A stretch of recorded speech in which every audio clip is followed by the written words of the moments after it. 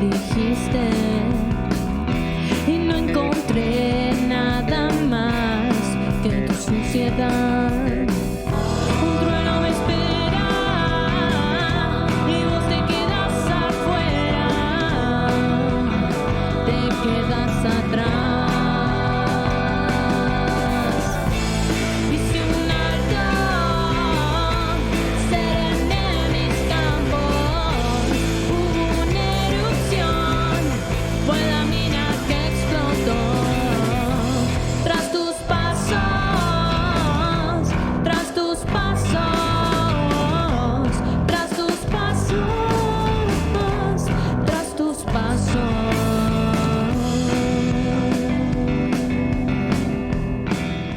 Bienvenidos a Luz Verde, este programa radiofónico producido por el colectivo Ni Una Menos Carlos Paz. Mi nombre es Mari y estoy junto a mi compañera Pauline. Hola Mari y buenas tardes a todos. Hoy tenemos un programa increíble en el que el tema central es la militancia anticapacitista, en una mesa redonda que da lugar no solo a reflexionar sobre el capacitismo, sino que invita a cambiar conductas que discriminan a los compañeros con discapacidad. Antes de llegar a la mesa redonda, tenemos nuestro boletín de noticias y una columna de arte en la que nos metemos en el mundo de los artistas y de las ferias feministas como lugares de combate y organización. Entonces comencemos. Nuestras compañeras Ampis y Vicky han trabajado en el boletín de noticias para visibilizar la lucha feminista en Punilla y alrededores. Escuchemos las novedades de estos últimos días.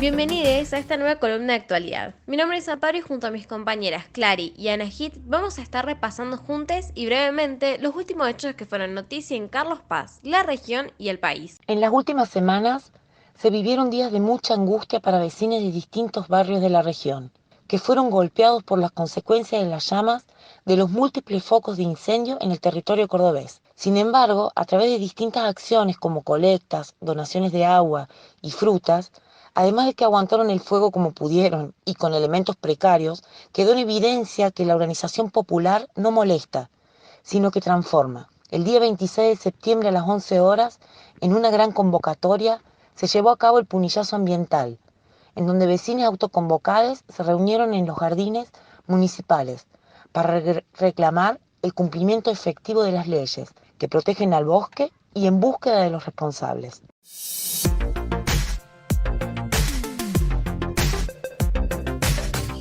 En la comuna de Estancia Vieja, vecinas de la localidad comenzaron a organizarse en un frente de mujeres, lo que comenzó como un espacio feminista donde las vecinas pudieran comenzar a organizarse, hoy le pone el cuerpo a un proyecto para la comuna. En respuesta al creciente hambre y la pobreza que se profundiza con la crisis de la pandemia, el frente recientemente abrió un merendero y lleva a cabo ollas populares.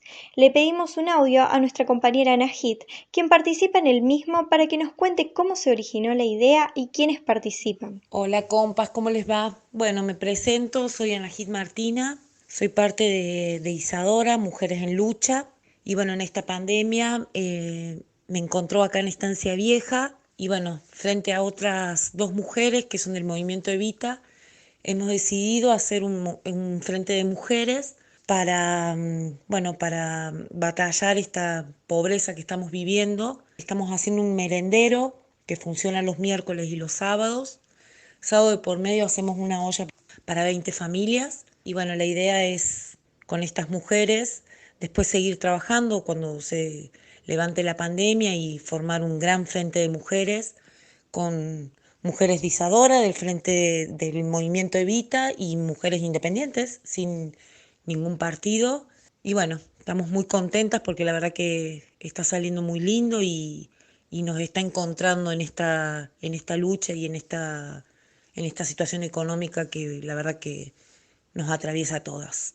Bueno, gracias a ustedes por este espacio radial y por visibilizar.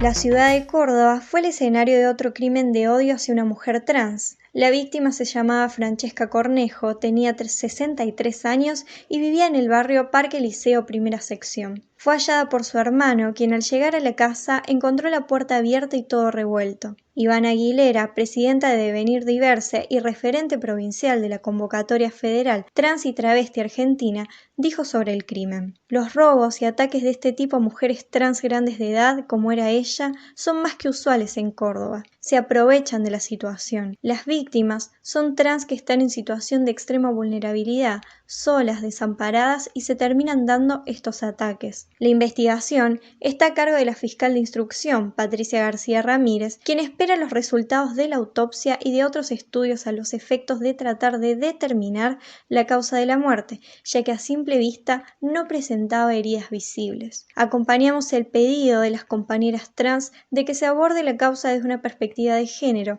y que se desarrollen políticas de prevención y erradicación de la violencia hacia el colectivo trans. Basta de transfemicidios y travesticidios.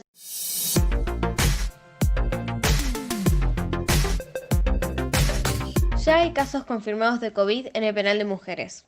Los datos fueron ratificados por el Ministerio de Justicia y Derechos Humanos de la provincia. Hasta ahora había casos confirmados en la Unidad de Contención de los Aprendidos, en Bower Hombres y en la cárcel de Río Cuarto. Al conocer la situación, las internas de Bower se manifestaron quemando colchas ante la falta de atención médica dentro del penal. Se debieron intervenir 2 pabellones, en donde no solamente había reclusas, sino menores de edad. Los reclamos por atención médica no son nuevos en Bower, anteceden a la pandemia.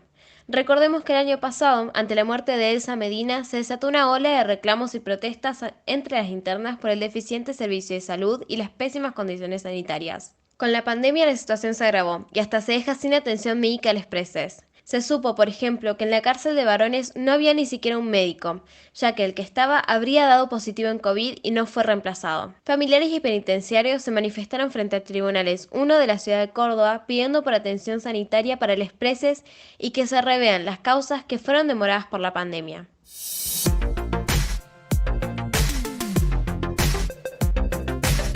Ahora le queríamos traer una noticia que resulta relevante nacionalmente. El pasado 25 de septiembre el Gobierno Nacional anunció un programa llamado Acompañar, en relación al Plan Nacional de Acción contra la Violencia de Género. Este cuenta con una inversión de 4.500 millones de pesos. El programa trata de un apoyo económico a concordancia con el salario mínimo vital y móvil por un periodo de 6 meses, un acompañamiento integral y acceso a herramientas de formación psicosocial para mujeres y personas de la comunidad LGBTQ. Víctimas de violencia de género. El programa será implementado en articulación con ANSES y será compatible con una variedad de otros apoyos estatales, tal como la Asignación Universal por Hijo, IFE, etc. Para llevarlo a cabo se firmarán convenios con las provincias y municipios para crear unidades de acompañamiento.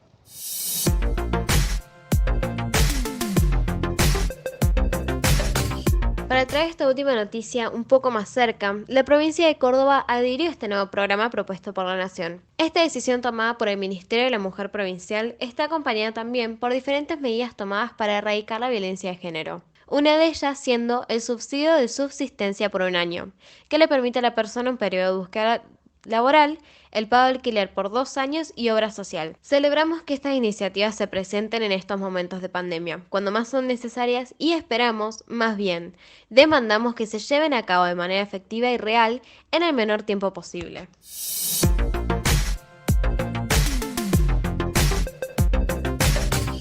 Y con esta última noticia nos despedimos de esta columna de actualidad. Esperamos que les haya gustado y servido escuchar estas noticias que recolectamos y les esperamos en la próxima.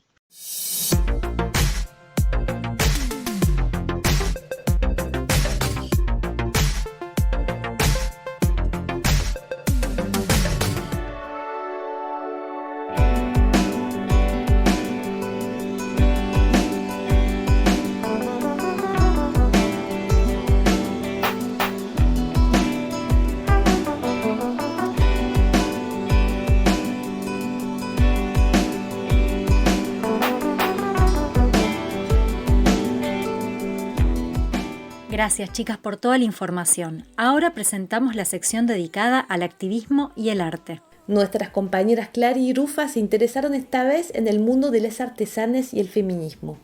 Se preguntaron por la identidad en esta relación de las artes y las ferias feministas, como lugares de combate y organización. Y para conocer cómo se combate al patriarcado y al capitalismo desde estos espacios, buscaron testimonios de les artesanes de la zona. Las escuchemos.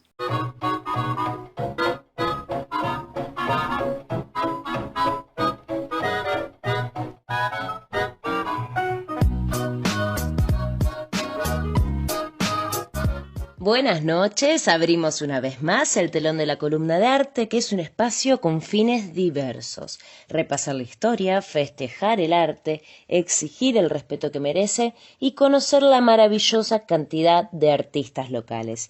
Hoy, de la mano de Juli y Mara, pondremos sobre la mesa opiniones, anécdotas, alegrías y reclamos del ser artesana. Escuchemos.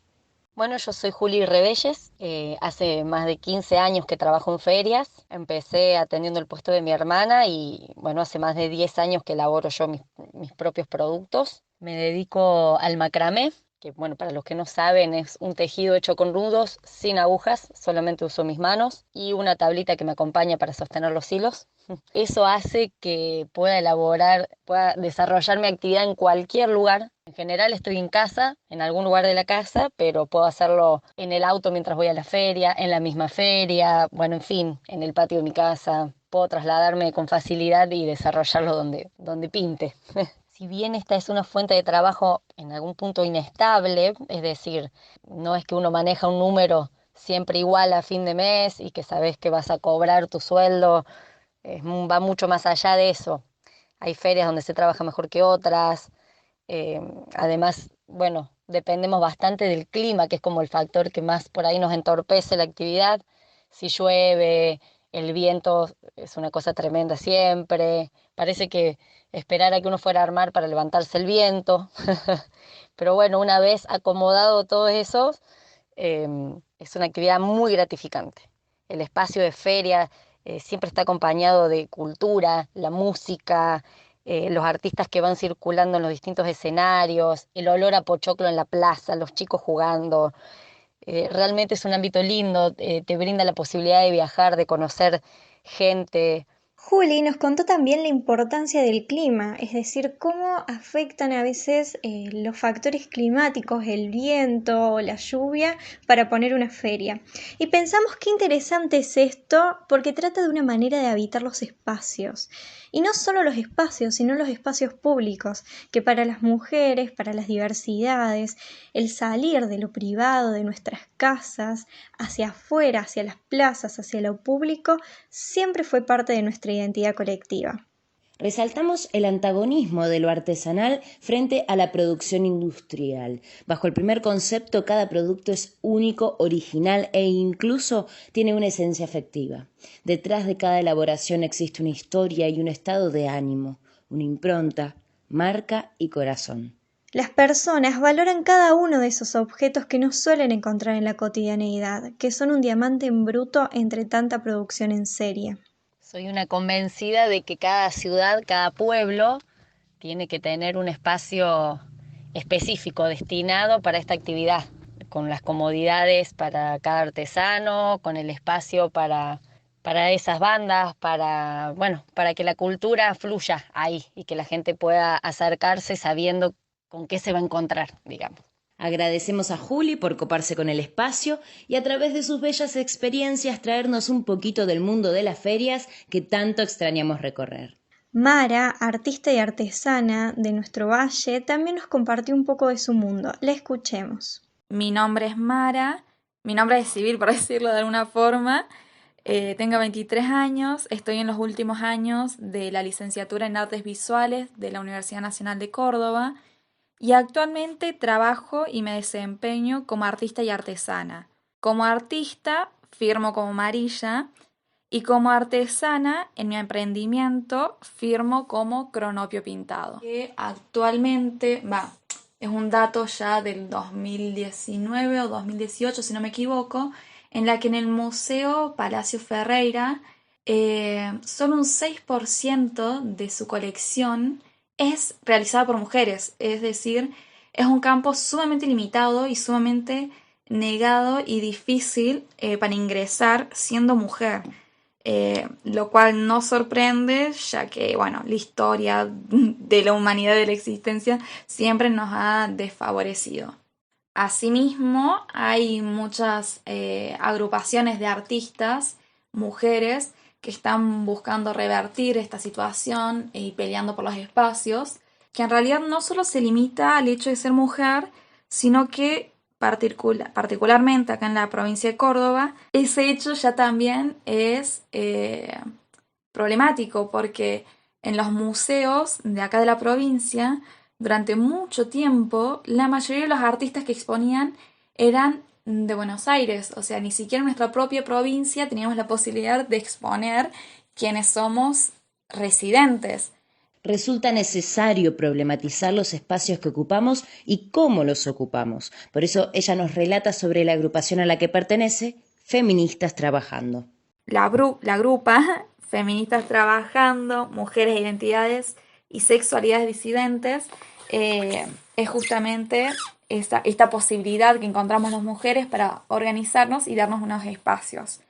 Hasta el año pasado se seguía realizando una feria feminista en Córdoba que se daba en la Plaza Seca y que era realmente un espacio sumamente bello en el que nos encontrábamos todos. Sabíamos que eran espacios libres de violencias machistas, en el que, bueno, el uso del lenguaje inclusivo era pedido para no dejar, obviamente, a nadie fuera de ser mencionado, en esto de que lo que no es nombrado no existe. Era una forma también de visibilizar que el mundo no es únicamente dual como se nos hizo creer. Así que, bueno, existe esta posibilidad de trabajo en el que realmente tenemos la posibilidad de levantar la voz, de decir somos mujeres, trabajamos. Si pensamos en los espacios que podemos participar y habitar los artistas en la ciudad, Mara nos contó un pequeño panorama sobre cuál es la realidad de Villa Carlos Paz en apoyo a los artistas locales. La necesidad de un espacio físico. En Carlos Paz, por ejemplo, se encuentra el Salón Risuto, que según tengo entendido sí realiza exposiciones, pero ¿cuántas? ¿Quiénes son los que exponen ahí? ¿Hay una crítica? ¿Hay alguien que esté escribiendo al respecto? Porque realmente yo como artista no estoy enterada de nada. Hay un presupuesto de arte y cultura de la municipalidad, pero ¿qué determina la ciudad de Carlos Paz como prioridad o como cultura? O sea, ¿cuál es su definición de ellos de arte y cultura? ¿Son los teatros únicamente? ¿Es la temporada? ¿Qué otros espacios? ¿Qué posibilidades tenemos los artistas locales? Esas son cuestiones sumamente necesarias de tratar, porque, como digo, no es un campo que debe ser dejado de lado. Por ejemplo, yo creo que se está limitando únicamente a lo que es meramente comercial. Por ejemplo, y si tuviéramos la posibilidad de organizar una feria de arte, la posibilidad de exponer todos los que somos artistas de locales, mujeres, hombres y demás, ¿qué saldría de eso? Eso es cultura. O sea, estoy siendo realmente yo prejuiciosa con los teatros, no los estoy negando en lo más mínimo, pero creo que hay otras expresiones artísticas que están siendo dejadas de lado, pasadas por alto. Es importante determinar la identidad cultural de cada ciudad, que por definida no debe ser excluyente. ¿Qué es el arte? ¿Existe terreno fértil y de calidad para artistas locales? Bueno, aprovechar estos espacios, hablarlo, dialogarlo. Hay muchos prejuicios alrededor, son temas que son sumamente necesarios de tratar porque creo que no están del todo visibilizados y que, bueno, que se requiere conquistar estos espacios y decir somos artistas, somos artesanos, vivimos de esto, nos gusta, es nuestra fuente de trabajo, nuestra fuente de vida, nuestro todo, y bueno, y lo defendemos porque es completamente necesario. Fíjense que ahora en esta situación de aislamiento social, ¿qué salió a hacer la gente? Estar encerrada y no te queda otra que estar con vos mismo. Y qué mejor forma que conectar y canalizarlo todo con alguna expresión artística.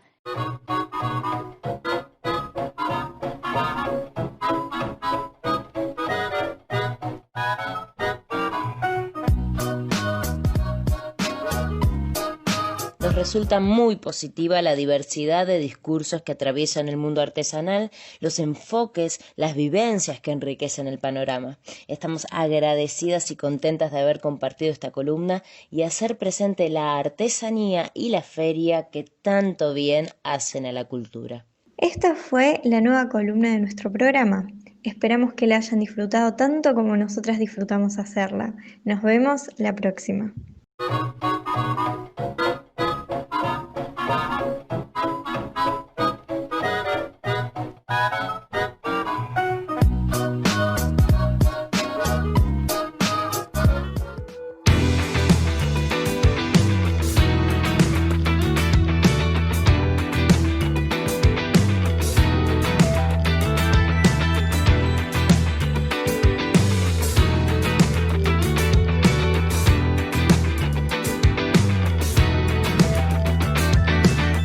Esquivando el río a como de los puertos. He muerto ya tantas veces en ese mar. Lo pisado gestionando cómo movernos. Las fichas desordenadas de algún disfraz. Al tiempo me ves descifrando las reacciones frente a mi reflejo.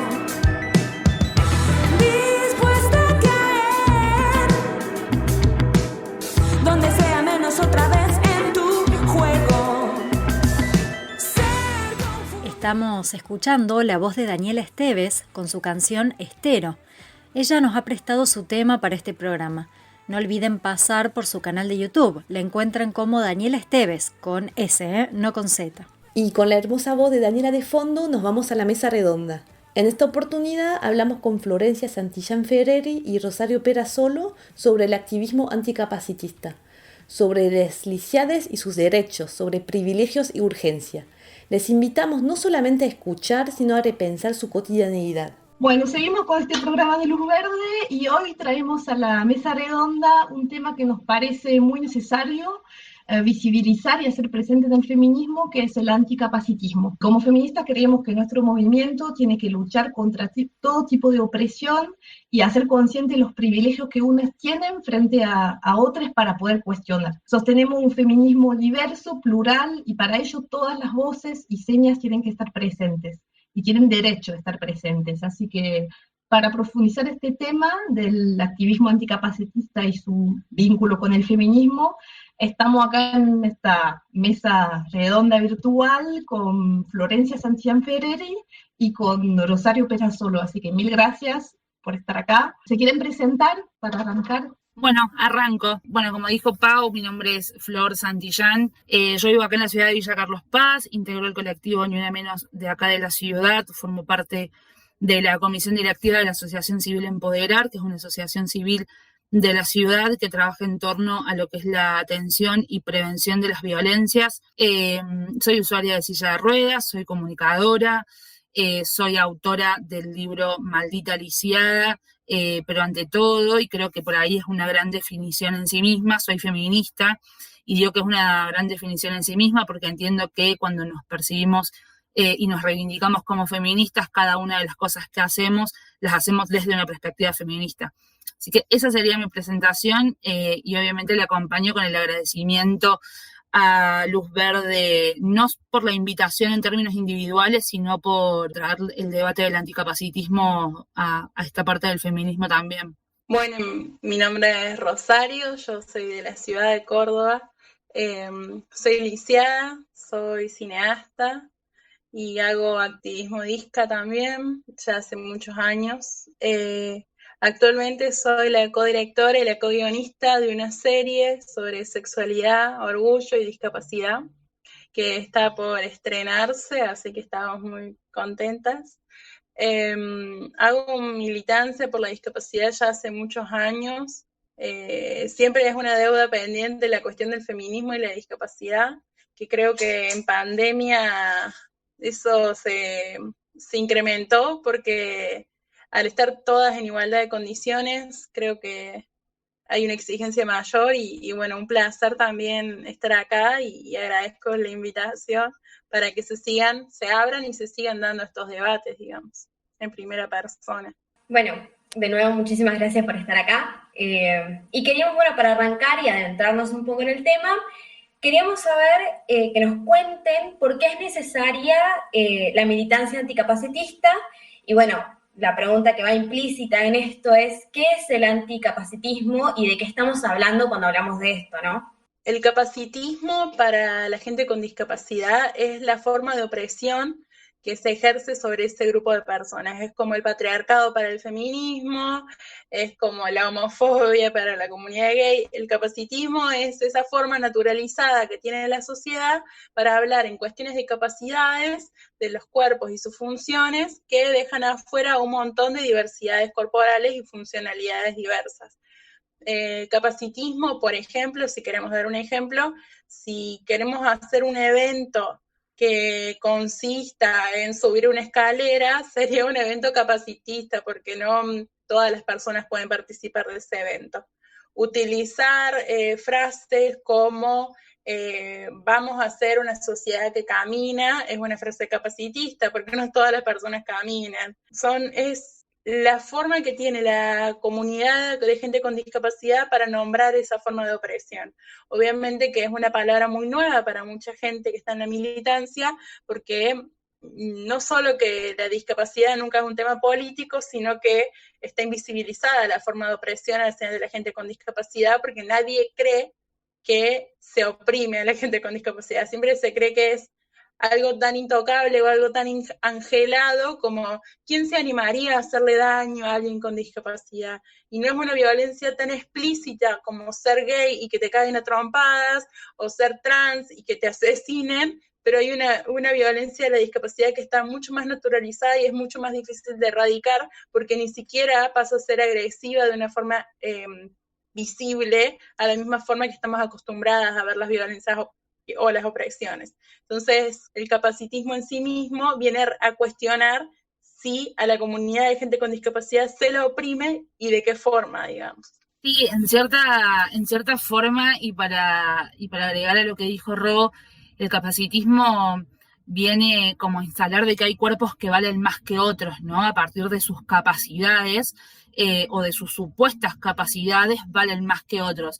Incluso muchas veces se lo asocia solamente a la discapacidad en términos funcionales físicos, pero por ejemplo los compañeros neurodivergentes también hablan de capacitismo en esto de las funciones y en cómo funcionamos o en cómo nos desenvolvemos en la sociedad. Mechándolo con eso, entiendo que el feminismo que viene a cuestionar todo, el feminismo que viene, o el transfeminismo incluso, ¿no? Que viene a poner en cuestión, no viene desde ahora, ¿no? Digo, está hace mucho tiempo poniendo en cuestión un sistema que nos oprime doblemente por ser mujeres, entendiendo que en realidad el sistema, por ser capitalista, nos oprime a todos y a todas y a todes. Bueno, el patriarcado nos oprime por ser mujeres disidencias o diversidades. Bueno, a nosotras nos oprime el sistema por capitalista, el sistema por patriarcal y el sistema por capacitista, ¿no? Es como la opresión de la opresión de la opresión. Entonces, en ese sentido, creo que quienes hacemos activismo disca o quienes nos reivindicamos dentro de la lucha anticapacitista, entendemos que así como luchamos por un montón contra un montón de violencias que padecemos día a día las mujeres y las diversidades, tal como dice Ro, creo que es momento de empezar a poner en debate de las organizaciones, en debate de los espacios que habitamos, la opresión capacitista, porque muchas veces es más invisible, porque muchas veces lo tenemos más naturalizado. No sé, hay una frase que es: con ese tema nadie se quedaría sentado. Bueno, no, Rosario y yo nos quedaríamos sentadas, no porque estamos sentadas. Desde ese ejemplo que es mínimo hasta lo que al ejemplo de las escaleras, al ejemplo de la Argentina de pie, cuando podamos construir en realidad una Argentina que ruede y también va a estar bien. Digo, el capacitismo lo que nos hace creer es que solamente los cuerpos normados, es decir, los cuerpos que caminan, como alguien dijo alguna vez que hay que caminar, que ven, como alguien alguna vez dijo que hay que ver, o que escuchan, como alguien alguna vez dijo que se debe escuchar, son los únicos cuerpos que sirven. Entonces, nosotras como feministas, que se supone se supone no, digo, nosotras como feministas, que estamos todo el tiempo cuestionando la norma, bueno, cuestionar la norma también es hablar de capacitismo. Bueno, para seguir un poco, pero ya entraste bastante en el tema, Flor, pero para seguir un poco, ¿qué piensan que justamente este activismo, esta lucha anticapacitista le puede aportar a los feminismos y por qué es súper necesario adoptar esta mirada anticapacitista dentro de los feminismos? Entiendo en realidad, no sé si Ro comparte, yo entiendo en realidad que es como momento de dejar de pensar que son cosas separadas, ¿no? Como la lucha feminista por un lado y la lucha anticapacitista por otra. Yo al principio cuando me presentaba decía que ante todo soy feminista y cada una de las batallas que emprendo las emprendo con una perspectiva feminista. Bueno, en eso entra el anticapacitismo. Entonces me parece que en el momento que las dejemos de pensar como luchas separadas, posiblemente estemos construyendo una sociedad mucho más anticapacitista de verdad. No debería ser tema de debate que los compañeros puedan participar de una actividad y que esa actividad no tenga un escenario a 2 metros del suelo, por ende, quienes usamos silla de ruedas no podamos acceder. No debería ser tema de debate que las personas ciegas que participan de espacios feministas puedan acceder a la información a través de sus lectores de pantalla o de material en braille. Digo, en términos de accesibilidad web, venimos insistiendo con que por favor se deje de hacer texto con una X o con una arroba para hablar en lenguaje inclusivo, y hay un montón de espacios que es como que todavía no tienen ganas de recibir esa información. Entonces me parece que si pudiéramos amalgamar o entender que en realidad una lucha no va separada de la otra, porque al fin y al cabo estamos como batallando contra la opresión en sí misma, posiblemente habitaríamos un mundo con mucho más justicia social del que habitamos hoy. Sí, yo creo que el feminismo no solo que viene a replantear el lugar de las mujeres en sociedad, y eso nos lo dejó clarísimo, el feminismo viene a poner en jaque, creo, un sistema social establecido con corporalidades, establecido con géneros, establecidos con biologicismos, y creo que viene a cuestionar sobre todo eso, pero también a repensarlo. Siento que podemos decir que hoy se cuestione el gordo-odio, la transfobia y un montón de cosas que vienen de la rama del feminismo. Obviamente que hay sectores que no, pero viene de una rama del feminismo. Podemos decir que por qué siempre la discapacidad es una lucha que se queda atrás, por qué siempre podemos decir que en los discursos feministas se dice estamos con las trans, estamos con las gordas, estamos con las negras, estamos con las lesbianas, pero nunca se nombra la discapacidad, es como la última minoría a considerar, es como y como si fuera totalmente invisibilizado y como si no hubiera que ponerlo en palabras, como si la gente con discapacidad no fueran sujetos políticos, como si no fueran personas capaces de reivindicar sus derechos por, entre comillas, fuerza propia. Siempre hay alguien que lucha por nosotros, siempre hay alguien que está, los padres y las madres de la gente con discapacidad, luchando por Entonces, si no se empodera esa personalidad, si no se la ve como posible sujeto de acción, entonces es como que siempre hay una lucha que falta, y siempre parece que los liceados y las liceadas nunca vamos a salir a marchar a la calle, y los liceados y las liceadas tienen quejas que a nadie les importa más que a ellos mismos. Entonces es como, si no hacemos la discusión política de la discapacidad una discusión o una lucha para todas las personas, no solo para la gente que tiene discapacidad, no vamos a entender que es algo que oprime a todas las personas por igual, no solo a la gente que tiene discapacidad. Y creo que es un ambiente y un sistema totalmente naturalizado y totalmente construido así, que ni siquiera te permite repensarlo hasta que no viene alguien con discapacidad y te dice, che, ¿nunca lo pensaste? Porque ni siquiera se consume en redes. Entonces, creo que bueno, que estos espacios son los que vienen a destruir más que a construir también. Bueno, pensando en lo que es la interseccionalidad, ¿cómo se cruzan la identidad, ser mujer cis, trans, lesbiana, no binaria, queer, las clases sociales y la discapacidad? Yo soy de la idea que todo es una cuestión de clase, ¿no? Tengas o no discapacidad, siempre todo es una cuestión de clase. Si nosotros hablamos de que las mujeres cisgénero, heterosexuales, somos vulneradas, creo que tenemos la suficiente formación, si se quiere, o tenemos la suficiente conciencia para saber que las diversidades sexuales son doblemente oprimidas.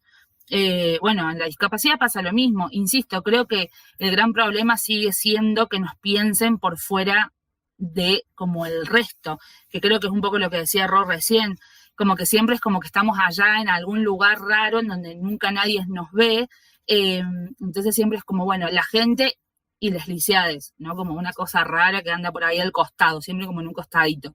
Entonces, claramente no es lo mismo ser lisiado, lisiada o lisiade con acceso a una prepaga que ser lisiado, lisiada o lisiade viviendo en un barrio vulnerado. No es lo mismo. No es lo mismo ser lisiado, lisiada o lisiade con acceso a la universidad, con acceso al trabajo, algo que está sumamente olvidado. Es como que las lisiades no trabajamos, ¿no? Y ni se nos puede ocurrir en la cabeza dar batalla por el acceso al trabajo. Como que nadie lo pensaría. Por eso celebramos tanto cuando una lisiada, un lisiado o una lisiade trabaja formalmente, es como un triunfo colectivo, no es como vamos, ahí una lisiade laburando de manera formal. Entonces, claramente la interseccionalidad, yo creo que en realidad la interseccionalidad es lo que necesitamos, ¿no? El poder entender que no son cosas separadas, sino que forma todo parte como, vieron que la columna vertebral es una cosa en vertical que tiene diferentes vértebras. Bueno, cada una de las vértebras en realidad vienen a ser el gordodio, viene a ser la homofobia, viene a ser la discafobia y el discaodio, ¿no? Esta como cosa rara que parece ser entender que las lisiades somos sujetos, sujetas de derechos, pero sobre todo también sujetos y sujetas de deseo. Hoy, por ejemplo, me fui de un grupo, de manera anecdótica y rápida lo cuento, sobre la organización de un encuentro que se estaba haciendo de mujeres con discapacidad a nivel federal. Entonces, ante la pregunta de, ¿por qué el título es ese y no hay una inclusión a otras identidades? La respuesta fue que mi pregunta era un capricho. Entonces, evidentemente, nos sigue costando poder construir para adentro espacios que le den, a su vez, espacio, valga la repetición, al resto de las identidades. La interseccionalidad va a ser finalmente el día que entendamos la interseccionalidad y podamos apostar y construir sobre la interseccionalidad, probablemente estemos construyendo feminismo, realmente es para todas, todos y todes. Mientras tanto, seguimos segregadas, ¿no? Mientras tanto, en los documentos del 8 de marzo se sigue hablando de justicia ciega, sorda o muda, como si ser ciega o sorda estuviese mal, o fuese como símbolo de lo que no tiene que suceder. Entonces, la interseccionalidad entiendo que es eso, ¿no? En el momento en que se cruzan cada una de las opresiones, cada una de las luchas en contra de esas opresiones, abrazadas todas por el feminismo. Sí, creo que la interseccionalidad es cuestionar el privilegio, que el privilegio también lo tenés siendo lisiada, y también lo tenés siendo feminista.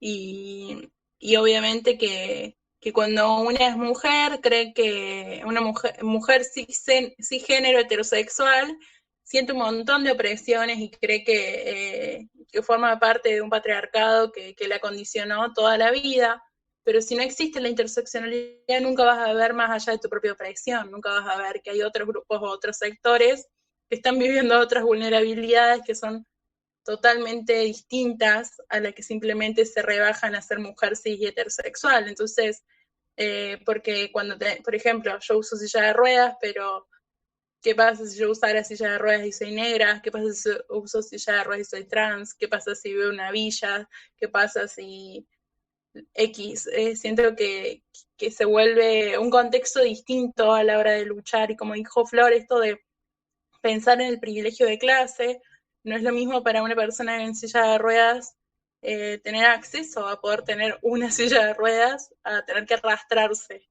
de la cama al living, literalmente hablando, porque no tiene un servicio que acompañe su discapacidad, ni un Estado que garantiza una independencia.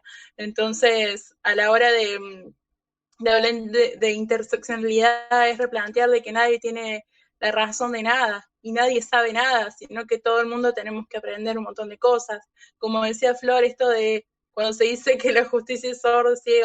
o será así, también pienso, por ejemplo, en cánticos, en marchas de alerta, alerta, alerta que camina, la lucha feminista por América Latina, y yo canto esa canción en las marchas y yo no camino, y es como decir, quiero poder cantar estos gritos, digamos, y es también decir esto de está todo tan pensado, tan maquinado, todo tan estructurado desde el lenguaje, desde la forma que nos comunicamos y de los espacios que habitamos a nivel de nuestras funciones, que pensar en la interseccionalidad es decir, pará, acá hay un montón de personas que nunca pensé que iban a llegar hasta acá, que no tienen nada que ver con mi propia experiencia, que no tienen nada que ver con lo que a mí me pasa, pero tengo que aprender, aunque me cueste, aunque me cuestione, aunque me ponga en vergüenza y en ridículo lo que vengo haciendo hace años, eso es la interseccionalidad, entender que no sabes y que no te van a pasar las mismas cosas que le pasan a todas, a ti, a todos,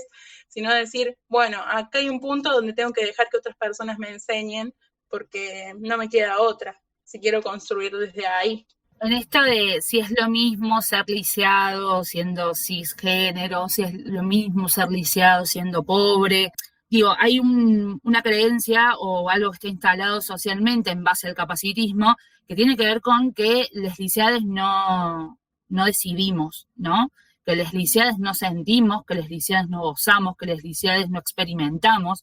Entonces, en base a eso, a nadie se le ocurriría pensar que hoy en este mundo hay un pibe trans lisiado habitando el mundo, ¿no? Es como que se le puede llegar, a un médico se le explota la cabeza si vos le vas y le decís, no, porque mi amigo trans lisiado se le explota el cerebro, digamos, porque no conciben en su cerebro capacitista y sumamente formado por un libro que alguien dijo cómo tienen que llamarnos a nosotros y cómo tenemos que sentir y desear y gozar y cómo se tiene que anular ese derecho. Entonces, a partir de ahí, claramente no es lo mismo. No es lo mismo si vos en el mismo momento en que una persona con capacidad de gestar quiere maternar, un médico lo anula, claramente una persona trans sería imposible siendo lisiada. Ya es imposible siendo bípedo o bípede. Imagínense un pibe trans o una piba trans lisiada tratando de emprender un proceso de hormonización. Es imposible.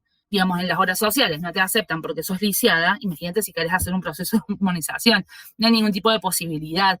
Entonces, evidentemente, como todo, digo, acá sí creo que no hay diferencia entre lisiado o bípedo. Digo, vivimos en un mundo recontranormado y quienes no respondemos a la norma somos extremadamente castigados. Entonces, claramente, nunca va a ser lo mismo. Y eso también que decís, esto de que se cree que la gente con discapacidad no tiene poder de decisión, viene de la mano de la eterna infantilización, es decir, que si una persona que tiene discapacidad quiere ser transgénero o es transgénero, es como, ¿quién te convenció? ¿Quién te lavó la cabeza? ¿Quién te dijo eso? ¿Quién te puso esas ideas? ¿Quién está atrás de esa? Claro, como si fueras una niña que no puede decidir por sí misma, y sino que estás como en una fábula, digamos, no es que o como las chicas que tienen síndrome de Down y le gusta a otra chica, mujer, como, ay, no, pero eso es un juego, eso no es en serio, eso está mal, porque la chica con síndrome de Down no puede decidir su deseo, alguien se lo tiene que dictar, ¿entendés? Entonces es como la eterna infantilización a la hora de tomar decisiones aún con tu propia identidad. Sí, yo creo que de todos los que vinieron diciendo hay como una cuestión clave, que la cuestión del privilegio, ¿no? Y de cómo les bípedes o las personas que no vivimos una situación de discapacidad, digamos, de poder ser consciente y cuestionar este privilegio, y que eso es la condición necesaria para que se asegure la participación de todos, y en particular en el feminismo. No sé qué piensan con eso, digamos, del cuestionamiento del privilegio, o sea, que no sé si tienen algo para agregar. Mira, yo no soy lisiada desde que nací. De hecho, no transité ni mi infancia ni mi adolescencia siendo lisiada. Digamos, soy lisiada desde la adultez, lo cual en mi discapacidad adquirida tuve el privilegio de evitarme pasarla mal en un montón de cuestiones siendo lisiada desde mucho más chica, ¿no? Pero yo siempre lo que digo es, a vos te felicitan, digo, AMPIs, Pau son bípedas, ¿no? ¿A ustedes las felicitan cuando van al súper solas? Dudo. ¿A ustedes alguna vez les negaron la matriculación en la escuela? Dudo. ¿Alguna vez a ustedes el médico le preguntó por qué estaban entrando solas a una consulta? Dudo. ¿Alguna vez una obra social o una prepaga no las quiso afiliar por ser bípedas? Dudo. ¿Alguna vez tuvieron que llamar a un restaurante, a un bar, al cine o a donde se les ocurra, al teatro o a donde se les ocurra para saber si pueden ir casi pidiendo permiso? Dudo.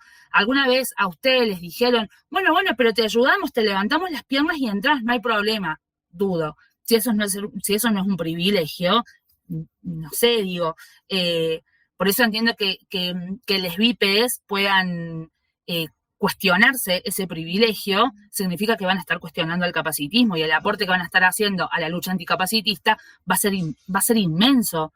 Yo he sido bípeda y he tenido, no sé, en la facultad alumnas que usaban silla de ruedas y yo la verdad que nunca las vi. Y evidentemente nunca las vi porque midiendo 1,70 m me era mucho más fácil mirar para adelante en ese 1,70 m que mirar 1,20 m del suelo, que es a la altura que estamos quienes usamos silla de ruedas. Cuando no te cuestionan tu corporalidad, digo, a ver, sabemos que existe la xenofobia, sabemos que existe el gordodio, sabemos que existe la homofobia, digamos, no es que ser bípedo es un privilegio y todo termina ahí. Hay bípedos que la pasan bastante mal en su transitar en este mundo capacitista y normado, pero ya el ser bípedo o bípeda o bípede es un privilegio en sí mismo. Y el día que lo cuestionemos, repito, posiblemente estemos dando, y contradictoriamente en el juego de palabras, un paso inmenso a la lucha anticapacitista. Digamos, contagiar o repetir o compartir esa pregunta entre amigas bípedes, resulta como muy interesante, porque evidentemente les bípedes no padecen las cosas un tanto bizarras, diría yo, que nos pasan a quienes usamos silla de ruedas o a quienes tenemos una discapacidad. Sí, creo que es muy difícil igual cuestionarse el privilegio bípedo. No es nada fácil para la gente que no habita la discapacidad, porque se le pone una responsabilidad. Es como decir, bueno, pero ¿cómo vamos a hacer ahora para que todas nuestras reuniones tengan intérprete de lengua de señas? No tenemos dónde sacar un intérprete, no tenemos cómo pagar un intérprete, no, es más fácil no hacerlo. No, ¿cómo vamos a hacer la reunión en un lugar que tenga rampa? Si venimos haciendo la reunión hace 20 años en el piso de arriba del edificio de mi amiga, que funciona re bien y que nos lo da gratis y que no sé qué, ¿cómo vamos a hacer eso? ¿Cómo vamos a pensar en que en todos los materiales que distribuyamos tengan que tener lectura fácil para la gente neurodiversa o que tenga braille para la gente que es ciega? No, es un viaje, es un presupuesto. Bueno, pensemos en cuando esos reclamos los tenían las mujeres y era como, no, ¿cómo vamos a sacar un varón para poner una mujer? No, si este varón está acá, digamos, hace mucho tiempo, ¿por qué sacaríamos un varón para poner una mujer? O no, ¿cómo vamos a sacar, no sé, los vigitorios y poner inodoros? Si acá siempre vinieron siempre varones, no necesitamos inodoros para mujeres si tenemos vigitorios. Entonces era como todo ese reclamo que tuvieron que hacer las mujeres para ocupar hoy los espacios que estamos ocupando o que estamos luchando por ocupar, son los mismos reclamos que le hace la comunidad disca al feminismo desde otro posicionamiento, porque también es bastante difícil de, como mujeres, decir, fuimos la corporalidad oprimida, y de la nada darte cuenta que sos la opresora.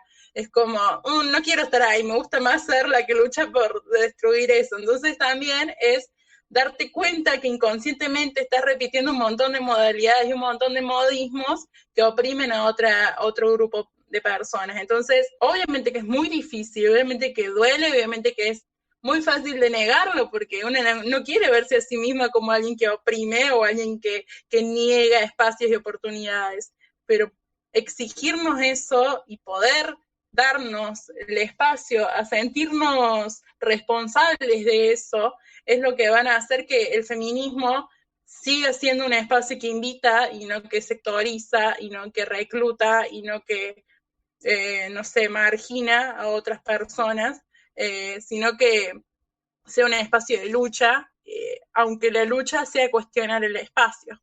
Tengo una amiga que siempre dice que el problema aparece cuando te llega la información, ¿no? Bueno, yo te comparto la información. Yo integro un colectivo hace 5 años que nunca tuvo en sus posibilidades hacer una reunión en un lugar por escaleras. Es algo que es tácito, digamos, no está presente. Bueno, ese es el piso, y ahí vamos subiendo. Che, hay un intérprete, che, y la accesibilidad web.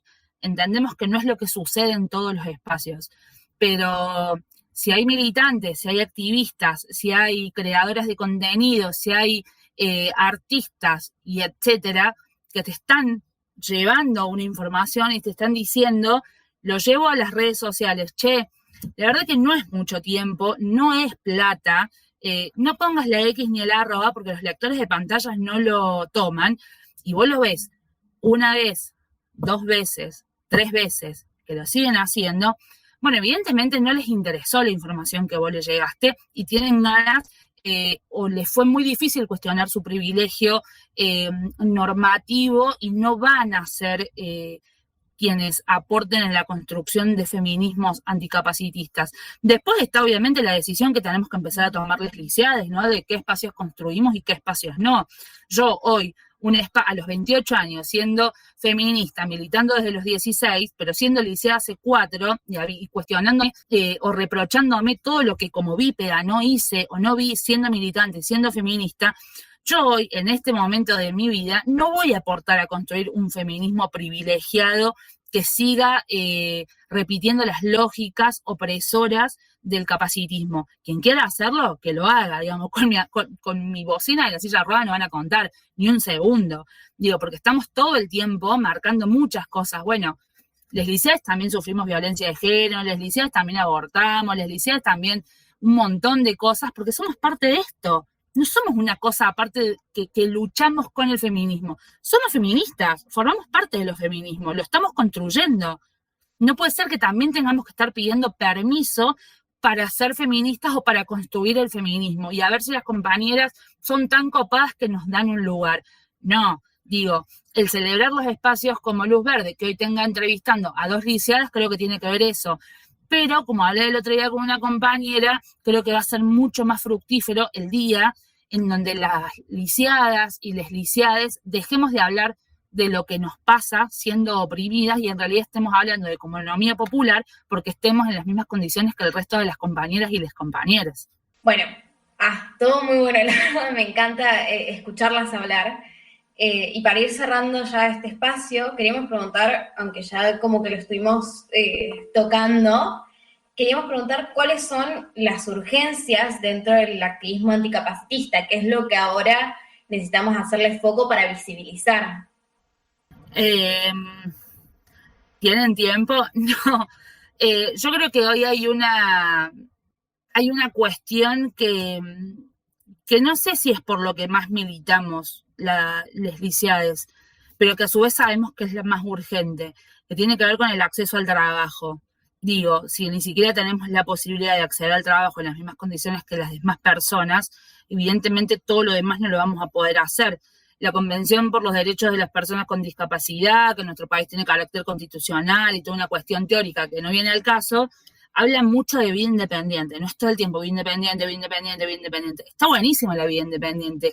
Creo que no hay lisiado, lisiada o lisiade que vos le preguntes que no te diga, sí, la verdad que quiero llegar a mi vida independiente. Ahora, si vos no tenés cómo solventarlo y tenés que vivir de una pensión no contributiva, que en el caso de ciudades como Capital Federal es de 800 pesos, bueno, evidentemente la vida independiente siempre va a ser una utopía. Si vos no podés acceder al trabajo formal, solo podés acceder a algún plan que sacan diferentes gobiernos o que sacan diferentes provincias, que los planes nunca son salarios mínimos vitales y móviles.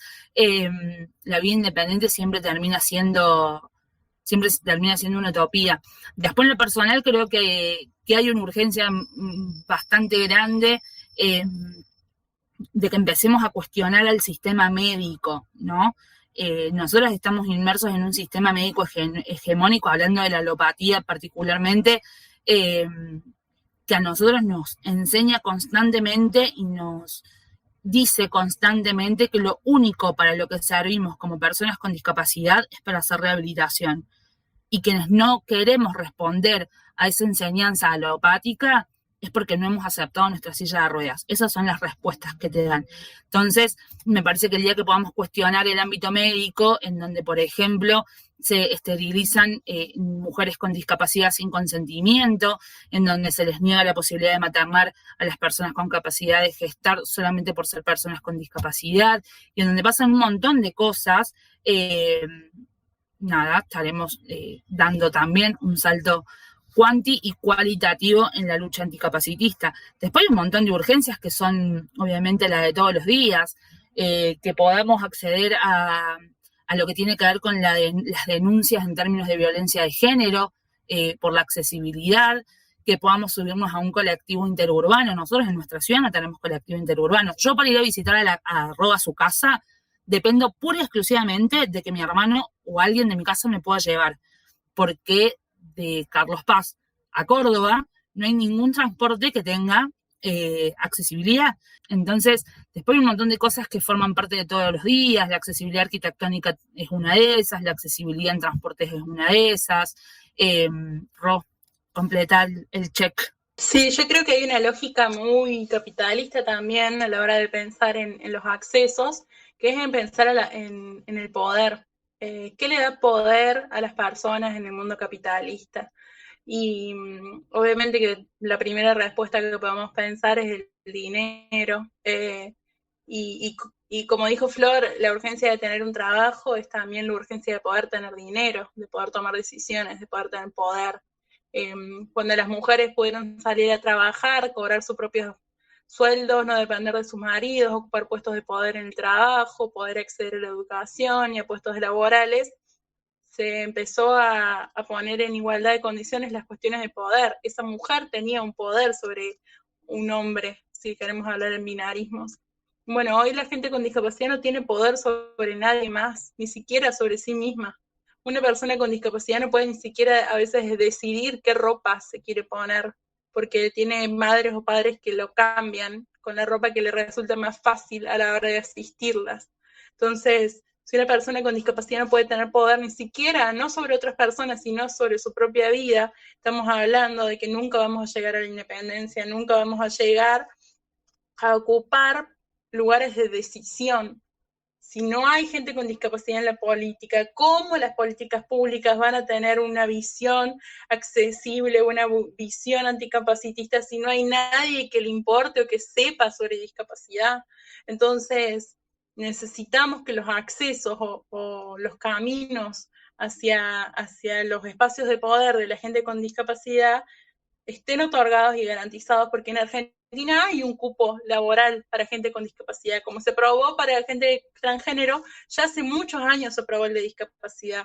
¿Alguien sabe de esto? Nadie. ¿Se cumple? No se cumple. ¿Hay una ley? La hay. ¿La respetan? No. Entonces es como pensar esto de decir, siempre se va a ver a la gente con discapacidad como sujetos a asistir, sujetos a rehabilitar, como dice Flor, sujetos a cuidar hasta que se mueran y tratar de que tengan una vida feliz, y eso es todo, como desde una utopía. Entonces, si esa persona no solo que no puede decidir sobre su propia vida, sino que no puede ni tener opciones frente a lo que quiere decidir, entonces, nada, creo que lo que podemos hacer mucho como sociedad es acercar opciones, acercar información, el derecho a la información, el derecho a lo que se puede y no se puede, es fundamental, porque una persona que no conoce sus derechos no sabe por dónde pelear, digamos.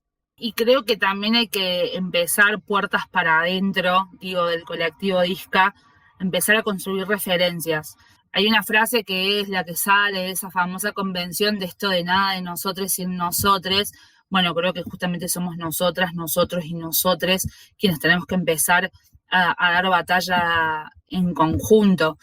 Creo que ha llegado el tiempo en que podamos aunar los esfuerzos, que podamos aunar criterios, que podamos aunar el poner el cuerpo. Poner el cuerpo no es solamente estar en una marcha en la calle, hay muchísimas formas de poner el cuerpo, creo que eso también está en debate hoy, y habla de nuestras corporalidades lisiadas. Entonces me parece que es momento de poner el cuerpo entre nosotros, para nosotros, pero sobre todo para las generaciones lisiadas que van a venir, que las generaciones lisiadas que vengan tengan referencias, quizás las referencias que nosotros y nosotros no tuvimos o no pudimos tener al 100%, ¿no? Posiblemente, insisto, de esa forma evitemos un mundo con más justicia social. Bueno, buenísimo todo lo que nos compartieron, la verdad que súper interesante. Bueno, mil gracias. Le agradecemos un montón por haber compartido el espacio, por haber traído sus vivencias, sus luchas, y bueno, estaremos ahí también en esta lucha para seguir para lograr estos derechos reales, ¿no? Así que bueno, mil gracias, Flor y Rosario.